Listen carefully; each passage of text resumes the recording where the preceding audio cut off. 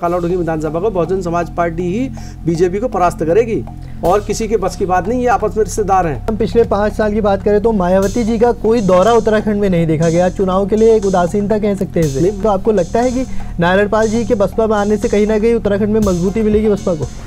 नमस्कार, स्वागत है आपका JJ न्यूज़ में। मैं हूँ आपके साथ मोहम्मद उवैस और आज हमारे स्टूडियो में मौजूद हैं बहुजन समाज पार्टी के कालाढूंगी विधानसभा से प्रत्याशी श्री सुंदरलाल आर्य जी।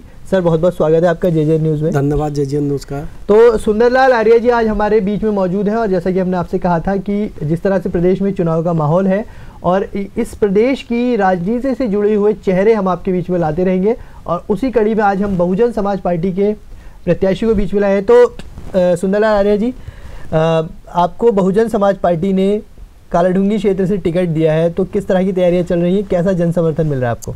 बहुजन समाज पार्टी ने मेरे को टिकट के लिए 1 साल पहले से निर्देशित कर दिया था कि तैयारी करो, लेकिन बहुत अच्छा समर्थन मिल रहा है मुझे सर्व समाज का। 1 साल से मैं जो फील्ड में गया तो मुझे लगा कि यहाँ कमियाँ तो बहुत ज़्यादा हैं, क्योंकि इनकी कांग्रेस बीजेपी की सरकारों में कोई विकास हुआ नहीं। पूर्व में जो भी यहाँ से जीते मंत्री बने, लेकिन उनने क्षेत्र का विकास नहीं करा। अपने चहेतों का, अपने पार्टी के जो उनके खास समर्थक थे उन्हीं लोगों का विकास करा। आम जनमानस का कहीं से कोई विकास नहीं दिखता है। सर्व समाज में बहुत ज़्यादा गरीबी है और बेरोज़गारी है, उसकी तरफ इन लोगों का किसी का, दोनों की सरकारों में कोई ध्यान नहीं रहा। 10 साल कांग्रेस की सरकार रही, 12 साल बीजेपी की सरकार चल रही है, तो इन लोगों ने उस तरफ को कोई जो मूलभूत सुविधाएँ हैं कालाढूंगी क्षेत्र में, रोड, बिजली, पानी, कालाढूंगी में सबसे बड़ी समस्या पानी की है और स्वास्थ्य की है। उससे लगता हुआ क्षेत्र एक कालाढूंगी के पास में ही धापला गांव पड़ता है, जहां पे आज तक रोड की सुविधा नहीं है, क्योंकि अनुसूचित जाति क्षेत्र है। 99% अनुसूचित जाति बाहुल्य क्षेत्र है। उस तरफ को क्योंकि ये लोग कांग्रेस बीजेपी के लोग उस क्षेत्र का कोई विकास नहीं कर पाए आज तक, वो तो अभी तक विकास के लिए तरस रहे हैं। अगर मुझे मौका मिला, निश्चित ही मैं उस क्षेत्र को विकास की तरफ को जोड़ूंगा, रोड की व्यवस्था निश्चित कोशिश करके बनवाऊंगा। तो आप क्या मतलब, जो जिस तरह से कालाढूंगी विधानसभा क्षेत्र में अनुसूचित जाति बाहुल क्षेत्र आपने बताया और काफ़ी वोट प्रतिशत है, तो क्या आप खाली उन्हीं वोटों के जरिए वहां पर चुनाव जीतने की सोच रहे हैं? नहीं, मेरा सर्व समाज से संपर्क बना के चल रहा हूँ, और क्योंकि हमारी पार्टी का तो नारा ही है सर्वजन हिताय सर्वजन सुखाय।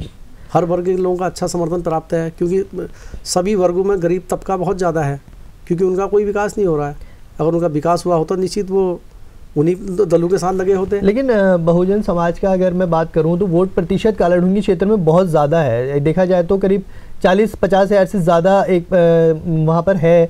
लेकिन पिछली बार जो आपके जो वहाँ पे कैंडिडेट लड़े थे पिछले चुनाव में, उनको मात्र 2300 वोट पर सिमटना पड़ा था। ऐसा क्यों? मतलब समाज के होते हुए भी उनको वोट नहीं मिल पाया था?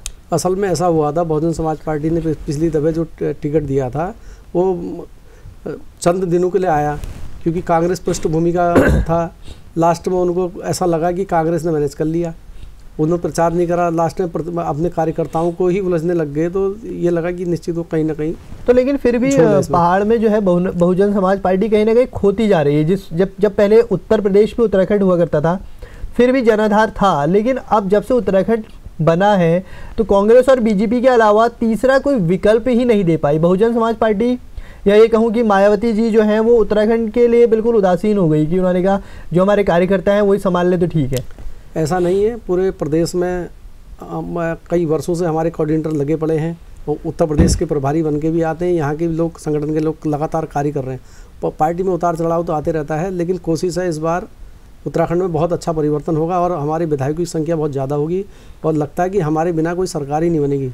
हो सकता है कि अगर हमारे ज़्यादा विधायक आए तो निश्चित मुखिया भी हमारे दल का ही बनेगा। लेकिन अगर हम इतिहास में जाएं, हम पुराने चुनाव को देखें तो एक तरह से अगर देखा जाए तो कहीं ना कहीं अगर बहुजन समाज BSP की हम बात करें पार्टी की, तो जीतने के लिए नहीं खड़े होते कैंडिडेट के। या क्या आपके जो पार्टी के कैंडिडेट हैं वो खाली एक चुनावी गणित बिगाड़ने के लिए या कांग्रेस या बीजेपी के वोट काटने के लिए ऐसे खड़े होते हैं क्या? नहीं, ऐसा कुछ नहीं है। बहुजन समाज पार्टी उत्तराखंड के तीसरे विकल्प के रूप में तीसरा दल है।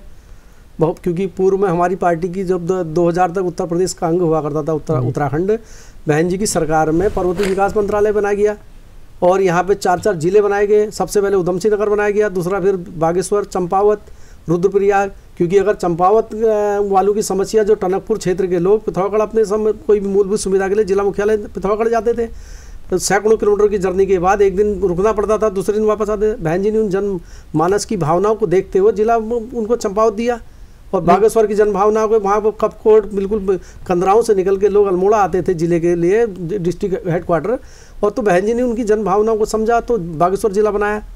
और ऐसे ही उधम सिंह नगर के यहाँ पर जसपुर के लोग, खटीमा के लोग जिला हेडक्वार्टर नैनीताल आते थे, उनकी जन भावनाओं को देखते हुए बहन जी ने उधम सिंह नगर बनाया। लेकिन वो प्रतिशत हमेशा लगातार घटता ही रहा। उसके बाद कोशिश है कि संगठन के कुछ लोग नकारा हो गए, वो संगठन की कमी से हो रहा है। संगठन में अगर ढाल दी जाएगी, अगर हमें मौका मिलेगा, मैं देखना उत्तराखंड में एक मजबूत संगठन बना के दिखाऊंगा। लेकिन हम पिछले 5 साल की बात करें तो मायावती जी का कोई दौरा उत्तराखंड में नहीं देखा गया। चुनाव के लिए एक उदासीनता कह सकते हैं इसे। नहीं, बहन जी का दौरा तो हर चुनाव में आती है, लगभग अभी 2019 के चुनाव में बहन जी का उधम सिंह नगर में दौरा था, और हरिद्वार में लगातार हर चुनावी वर्ष में बहन जी का दौरा निश्चित रहता है। तो अभी इस चुनाव में भी अगर मौका मिलेगा तो निश्चित बहन जी का दौरा उत्तराखंड में लगेगा। लेकिन अगर देखा जाए, आपके बीएसपी बहुत पुरानी पार्टी मानी जाती है और कहीं ना कहीं जन संघर्षों से निकलती हुई पार्टी भी देखी जाती है, लेकिन अभी जो पार्टी आई है आम आदमी पार्टी, उसने उत्तराखंड को मुख्यमंत्री का चेहरा भी दे दिया और बहुत से सारी सीटों में चुनाव भी लड़ा रही है प्रत्याशियों को, लेकिन बीएसपी वो नहीं कर पाई अभी तक, कोई चेहरा ही नहीं है बीएसपी के पास। बहुजन समाज पार्टी के बाद चेहरे अनेक हैं, लेकिन मौका मिलते ही, जब मौका आ जाएगा सरकार बनाने का, तो निश्चित आपको एक तो चेहरा दिख जाएगा। नजदीक है, क्योंकि युवाओं को कमान दी जा रही है उत्तराखंड में। बहुजन समाज पार्टी के कई युवाओं को टिकट दिया गया है, सर्व समाज के युवाओं को टिकट दिया बहन जी ने, और दलित समाज के भी कई युवाओं को टिकट दिया गया है। और नीचे हमारी पार्टी तो भारत के संविधान के अनुसार कार्य कर रही है। अगर हमें मौका मिलेगा, निश्चित चेहरे से क्या होता है, पार्टी संगठन जब सत्ता आएगी तो आपको एक ऐसा चेहरा सामने आएगा, आप खुद ही देख लो कि उत्तराखंड में बहुत विकास की नदियां बह जाएंगी। लेकिन जैसे और पार्टियों के पास, बीजेपी के पास धामी जी हैं, कांग्रेस कहते हैं हमारे पास हरीश रावत जी है, आम आदमी पार्टी ने भी कोठियाल जी को दे दिया है कि मुख्यमंत्री का चेहरा, समाजवादी पार्टी भी कहीं ना कहीं एक दौड़ में शामिल है, लेकिन बसपा कहीं ना कहीं दौड़ में पिछड़ती भी दिख रही है। ऐसा नहीं है, पार्टी हर स्तर से प्रयास कर रही है। आने वाले टाइम में आपको निश्चित कोई ना कोई रिजल्ट सामने दिखेगा। हमें चुनाव में मजबूती के संग, अभी मुख्य उद्देश्य तो चुनाव जीतना है। जीतने के बाद ही मुख्यमंत्री की चेहरे के रूप में देखा जाएगा। जब अगर जीतेंगे, निश्चित आपको युवाओं में से कोई अच्छा चेहरा बसपा में भी आपको नजर आने लगेगा। जी बिल्कुल। अभी मैं भी बात करूं, अभी कल ही एक प्रकरण हुआ है, एक आपके पार्टी के बहुत कद्दावर नेता जो आपकी पार्टी से चले गए थे, श्री नारायण पाल जी, वो वापस बसपा में आए हैं और सितारगंज से बसपा से दावेदारी कर रहे हैं। तो आपको लगता है कि नारायण पाल जी के बसपा में आने से कहीं ना कहीं उत्तराखंड में मजबूती मिलेगी बसपा को? नहीं, निश्चित मिलेगी। बहुत बड़ा चेहरा है उत्तराखंड का, एक कुमाऊं मंडल का बहुत बड़ा नाम है माननीय नारायण पाल जी का। पूर्व 10 साल बहुजन समाज पार्टी के विधायक रहे हैं, उनने उस क्षेत्र में विकास किया है। उससे लगते हुए कुमाऊं मंडल में भी उन्होंने काफ़ी कोशिश करी, कार्य कर रहा। किन्हीं कारणवश कोई कारण रहा होगा कि बीच में पार्टी से चले गए थे, लेकिन दोबारा पार्टी में आए। उनका हम स्वागत करते हैं, बहुजन समाज पार्टी में उनका वेलकम करते हैं। उनके आने से निश्चित है कुमाऊं मंडल क्या उत्तराखंड में बहुत परिवर्तन और फायदा मिलेगा। बहुजन समाज पार्टी को बड़ा चेहरा, बड़ा नाम है और निश्चित लाभ मिलेगा। तो अगर हम कालाढूंगी की बात करें, कालाढूंगी में जिस तरह से आपके सामने प्रत्याशी है, जैसे महेश शर्मा जी है कांग्रेस से, और बंशीधर भगत जी तो 2 बार लगातार वहाँ से चुनाव जीत रहे, बड़े बड़े नाम सामने हैं। आम आदमी पार्टी ने भी वहाँ पर वो घोषित कर दिया। आप क्या मानते हैं, किससे है आपकी सीधी सीधी टक्कर? देखो, हमारी जो फाइट है बीजेपी के साथ है जी, क्योंकि बीजेपी से हर स्तर में अगर मुकाबला करती है तो बहुजन समाज पार्टी बीजेपी से करती है, क्योंकि ये तो साड़ू हैं। कांग्रेस के प्रत्याशी, बीजेपी के, दोनों आपस में रिश्तेदार सगे साड़ू हैं, इनका कोई मुकाबला नहीं। ये तो समाज को बांटने का, अपने फायदे के लिए चुनाव लड़ रहे हैं। बहुजन समाज पार्टी बीजेपी को हराने के लिए चुनाव लड़ रही है, और निश्चित है कि इतिहास में दर्ज किया जाएगा कालाढूंगी विधानसभा को, बहुजन समाज पार्टी ही बीजेपी को परास्त करेगी, और किसी के बस की बात नहीं। ये आपस में रिश्तेदार हैं, ये हराने के लिए चुनाव नहीं लड़ते हैं। किन मुद्दों को लेकर आप जा रहे हैं वहाँ पर, जो लोगों के दिलों में, ताकि एक बहुजन समाज पार्टी का फिर से बीज उठ सके? कौन से ऐसे मुद्दे हैं, ज्वलंत मुद्दे, जिनको लेकर आप जा रहे हैं? देखो, हमारे मुख्य मुद्दे जो हैं, वर्तमान में जो परिस्थितियाँ चल रही, बेरोजगारी सबसे चरम पे है, और क्षेत्र में विकास, क्योंकि विकास का तो कोई नाम ही नहीं है। जिस बीजेपी कहती थी सबका साथ सबका विकास, भाई किसका विकास करा बीजेपी ने? हम बताए तो सही, हम तो खोज रहे हैं उसको। बीजेपी ने चंद अपने चहेतों का विकास किया, आम जनमानस का किसी का कोई वर्ग में विकास नहीं हुआ। आप किसी भी वर्ग में चले जाएं, उनका विकास के नाम से कोई दूर तक कोई वास्ता नहीं है, और न करने वाले लोग हैं। ये तो कहते हैं कि भाई बीजेपी के जो जीतने के बाद, भाई तुम्हारा तो हमें वोट ही नहीं चाहिए, तुम्हारे वोट से थोड़ी जीते हैं। तो ये कि जनता देख रही 2022 में, भाई ऐसे लोग जो पार्टी के दम पे जीत के चले गए किसी कारणवश, कभी किसी लहर में, लेकिन अब लहर चलने वाली नहीं। तो इन लहर ने मुद्दों जो को बेवकूफ बनाया जनता को, जी। वो अब जनता समझ चुकी है, जागरूक हो चुकी है। तो इन मुद्दों को पार्टियां भुना नहीं पा रही हैं सही से, चाहे बहुजन समाज पार्टी गए या बाकी पार्टी गए। और देखा जाए यूपी की अगर हम बात करें तो वहां भी बीजेपी बसपा जो है वो जोर शोर से एक नहीं दिख रही है चुनाव लड़ते हुए। आपको प्लेटफॉर्म में बसपा सबसे नंबर 1 पे दिख रही है। लोग ये चैनल वाले, मीडिया वाले तो ज्यादातर 90% अमीरों की पार्टी में भी नहीं दूसरे स्थान पर आई है बसपा। ऐसा नहीं है, वो सर्वे तो पार्टी संगठन का पैसा है, हम लोग देते हैं तो चंदा इकट्ठा करके पार्टी को मजबूत करने के लिए पूरे देश में पार्टी चलानी होती है। और बसपा चैनल वाले तो गोदी मीडिया की गोद में बैठे पड़े हैं, अडानी अंबानी के चैनल खरीदे, 90% उन्हीं के लिए, बीजेपी के लिए काम कर रहे हैं। भाई अब जनमानस के लिए तो कोई काम ही नहीं कर रहा। बहुजन समाज पार्टी को तो चैनल वाले दिखाते ही नहीं है। बड़ा मैंने जो अनुभव प्राप्त करा नहीं है ना, लेकिन कोशिश कर रहे हैं। मतलब आंदोलन अब हमारी पार्टी का मकसद जो है रोड पर आके नुकसान करने का नहीं है। हमारा शांत तरीके से ज्ञापन के द्वारा अपने जो विरोध प्रदर्शन करना होता है जिला कलेक्टर को देते हैं हम लोग, या फिर उसके एसडीएम के माध्यम से अपनी समस्या का समाधान कराते हैं। हम लोगों का कोई अराजकता का कोई इतिहास नहीं है। बहुजन समाज पार्टी का एक अनुशासित पार्टी बहुजन समाज पार्टी है, उसका फायदा आपको मिलते हुए नजर आ रहा है। और निश्चित है कि मुझे निश्चित फायदा मिल रहा है। मेरे संगठन के लोग, हर वर्ग के लोग मेरे को अच्छे से सहयोग कर रहे हैं। युवा वर्ग कितना जुड़ रहा है आपके साथ? युवा मेरे संग लगभग काफी अच्छी तादाद में हर वर्ग का युवा मेरे से कंधे से कंधा मिला के मेरा साथ दे रहा है। और निश्चित है उनने सोच रखा है कि 2022 में काला ढूंगी से नया चेहरा और सुंदरलाल आर्या को विधायक बना के रखेंगे करके उनके मन में है। और निश्चित वो आपको दिख जाएगा 10 मार्च को, क्योंकि युवाओं का बहुत जरूरी है आजकल। तो युवाओं के क्या मुद्दे लेकर आप युवाओं के पास जा रहे हैं जिससे बसपा में जुड़ ले? युवाओं का मेन मुद्दा बेरोजगारी है। निश्चित जो जिसमें लोग चाह रहे हैं कि यार हमें कुछ आसपास के एरिया में 10-15 हज़ार का रोजगार मिल जाए तो यार हमारी आजीविका चल सके। लेकिन इन सरकारों ने क्या करा, यहाँ पर उद्योग धंधे लगे जरूर, लेकिन 70% बाहर के लोग लगाए गए। अगर इसमें 70% इस उत्तराखंड के निवासियों को लगाया जाता, निश्चित हमारे लोगों को यहाँ से बाहर दूसरे स्टेटों में जाने की जरूरत नहीं पड़ती। 15,000 का रोजगार अगर नज़दीक में अगर लोगों को मिलने लगेगा तो निश्चित है वो बाहर के स्टेट छोड़ के अपने स्टेट में काम करने लगेंगे। यहाँ की बेरोजगारी, पलायन की व्यवस्था जो है रुक सकती है। और कई उद्योग धंधे भी पहाड़ों में लगाए जा सकते हैं, जैसे जड़ी बूटियों के, वहाँ से कई जड़ी बूटियाँ जो आ रही है प्लेन्स में आ रहा है, यहाँ से कच्चा माल नीचे आता है, वही कच्चा माल अगर वहीं पर तैयार करके छोटे छोटे कल कारखाने लगाए जाएँ तो निश्चित वहाँ के बेरोजगारों को रोजगार मिलेगा, पहाड़ों का पलायन रुक सकता है। लेकिन इन सरकारों का तो सिर्फ पूंजीपतियों को लाभ दिलाने के लिए, उनके फायदे के लिए सारी योजनाएं बनाई जा रही पूरे उत्तराखंड में। और कांग्रेस बीजेपी का आप इतिहास देखते हैं, चुनाव दौर में वो कहते हैं 56 घोटाले कांग्रेस की सरकार ने करे, बीजेपी वाले चुनाव में पानी पी के कांग्रेस को गाली देते हैं। कांग्रेस वाले कहते हैं 54 घोटाले बीजेपी वालों ने करे, पानी पी के गाली देते हैं, एक दूसरे पे घोटाले का आरोप लगाते हैं।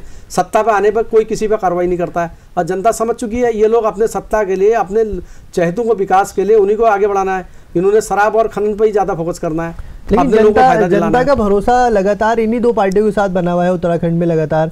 आप अगर जीत के आते हैं उत्तराखंड में तो उत्तराखंड के विकास के लिए आपके क्या मुद्दे हैं जो आप तुरंत, जैसे आम आदमी पार्टी ने बहुत सी घोषणाएं कर दी हैं, फ्री बिजली की, युवाओं को नौकरी की, 1 महीने में 1 लाख रोजगार, आपके ऐसे क्या एजेंडे हैं जो आप जनता को बता सके कि हमारी सरकार बनते ही हम ये आपको देंगे? देखो, हमारा जो मेन मुख्य एजेंडा भारत का संविधान है। बहुजन समाज पार्टी भारत के संविधान के अनुसार ही कार्य करती है। अगर मुझे मौका मिलेगा निश्चित आपको 1 साल के अंदर परिवर्तन मिलेगा, क्योंकि लॉलीपॉप देने से कुछ नहीं होने का। आम आदमी पार्टी बिजली कैसे फ्री देगी उसका भी तो बताएगी ना, कहाँ से पैसा आएगा और फ्री में कैसे दिया जाएगा। फ्री में देने का मतलब पंगु बनाना, किसी को नकारा बना देना, इसका लालच देना, ये तो प्रलोभन होता है। चुनाव आयोग को भी इस पर संज्ञान लेना चाहिए। फ्री में राशन देने से, फ्री में बिजली देने से थोड़ी विकास होगा प्रदेश का।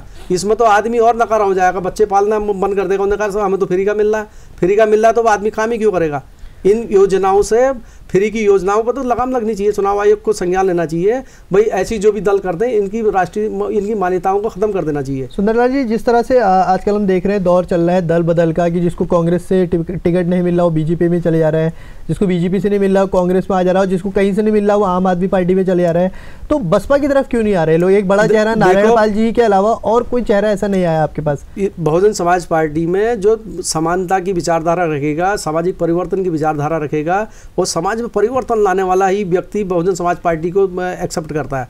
क्योंकि आरएसएस विचारधारा के लोग कांग्रेस, बीजेपी और आम आदमी पार्टी की तरफ ही जाएंगे। बहुजन समाज पार्टी उत्तराखंड में कहूँ या यूपी की मैं बात नहीं करता, उत्तराखंड की, जैसे महिलाओं के लिए बहुत काम करते हैं बोलते हैं पार्टी, आपकी पार्टी भी कर रही है, लेकिन कोई महिला को टिकट नहीं दिया इस बार, कोई चेहरा सामने नहीं ला पाया। नहीं, ऐसा है, कई चेहरे को मेरे ख्याल से अभी कोशिश तो करी थी, कोई सही चेहरा निकल के नहीं आ पाया। बीजेपी ने, आम आदमी पार्टी ने भी दिया है। हमारी तो बहुजन समाज पार्टी की नेता महिला है, लेकिन यहाँ से किसी को टिकट नहीं मिल पाया ना। अब कोई सही चेहरा आया नहीं होगा तो इसलिए मौका नहीं मिल पाया होगा, खुद ही किसी ने अप्रोच नहीं करा होगा निश्चित। नहीं तो इसका मतलब है महिलाओं का जुड़ाव कहीं संगठन में महिलाएं बहुत काम कर रही हैं और हमारे संग तो आधी महिलाएं काम कर रही हैं संगठन को मजबूत करने के लिए, जिताने के लिए। जो संगठन को महिलाओं को आगे लाना चाहिए, आप जैसे महिला को मजबूत करना चाहिए आपका। बिल्कुल हमारा प्रयास है, अगर हमें मौका मिलेगा कई महिलाओं को संगठन के द्वारा, कहीं अगर हमें कुछ कहीं भी मौका मिलता है उनको आगे बढ़ाने का हमेशा प्रयास रहता है, क्योंकि हमारी तो नेता ही बहन मायावती जी हैं, जिसकी राष्ट्रीय अध्यक्ष महिला हो तो उससे तो कोई ऐसा सवाल होना नहीं चाहिए। बिल्कुल बिल्कुल। तो आशा करते हैं सुंदरलाल आर्य जी कालाढूंगी विधानसभा से एक अच्छी टक्कर दे अपने जितने भी विरोधी दल हैं। सर जनता से क्या कहना चाहेंगे, एक अपील अपनी तरफ से कर दीजिए। भाई मैं जनता से यही निवेदन करता हूँ, कांग्रेस बीजेपी की सरकार में दलितों पे इतने अत्याचार हो गए हैं तो ये लोग कोई काम करने वाले नहीं। दलित समाज का पदोन्नति आरक्षण 5 सितंबर 2012 को कांग्रेस की सरकार ने बहुगुणा मुख्यमंत्री और हमारे माननीय अनुसूचित जाति के जो मंत्री थे उनके साइन से ख़त्म कर दिया गया। उसी को दूसरे दल में सरकार में रहे तो वहाँ से पदोन्नति आरक्षण सुप्रीम कोर्ट में उसकी पैरवी नहीं करी गई, बीजेपी सरकार में वो समाप्त कर दिया गया और आरक्षण बैकलॉग के सारे समाप्त कर दिया कांग्रेस बीजेपी सरकार में। और ये अनुसूचित जाति के जितने भी हमारे कांग्रेस बीजेपी में विधायक हों, सांसद हो, मंत्री हो या उन संगठनों में अनुसूचित मोर्चे में बने हुए संगठन के लोग ये मौन धारण कर लेते हैं। और क्यों नहीं, अगर इनने पदोन्नति आरक्षण खत्म करा, क्यों रोडों पे नहीं आए, क्यों इनके सांसद विधायक मंत्री जो अनुसूचित जाति के नाम से लाभ ले रहे हैं आरक्षण का और वहाँ से जिस पदों आरक्षण के बदौलत विधायक बन रहे हैं, सांसद बन रहे हैं, मंत्री बन रहे हैं, तो उसी अपने समाज को ही खत्म करने का काम कर रहे हैं इन दलों से मिलकर। तो इनको समाज को देखना होगा 2022 के चुनाव में। हम आशा करते हैं कि कालाढूंगी सीट से आप अच्छी अपने जो प्रतिद्वंदी उनको टक्कर मिले और लोग बसपा की तरफ और खासकर आपकी तरफ ज़्यादा आएँ, क्योंकि बसपा ने युवाओं को चेहरा बनाकर उतारा है। और हम भी आपसे वादा करते हैं कि इसी तरह युवा चेहरे और राजनीति के नए नए चेहरे हम आपके लिए लाते रहेंगे और उनकी बातें आप तक पहुँचाते रहेंगे। आपसे बस एक ही निवेदन करेंगे कि देखते रहिए JJN न्यूज़ और हमारे YouTube चैनल को सब्सक्राइब ज़रूर करें। नमस्कार। नमस्कार, धन्यवाद।